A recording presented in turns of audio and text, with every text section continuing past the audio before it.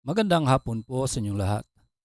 Narito na po ang resulta ng Lotto ngayong 2 p.m. draw, July 17, 2026 para sa mga games na 2D Lotto at 3D Lotto.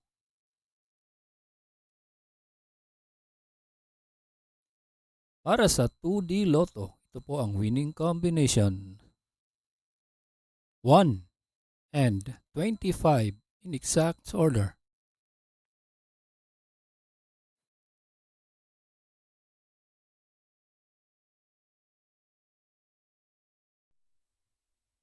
Kung bago ka pa lang sa aking channel, pwede kang mag-like, share, at subscribe para updated kayo sa mga PCSO lottery results araw-araw.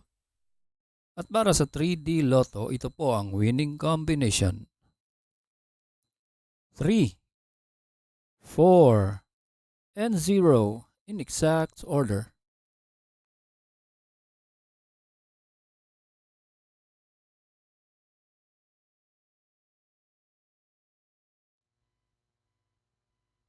Salamat po sa panonood ng Lotto Results Today by Mr. Wi-Fi.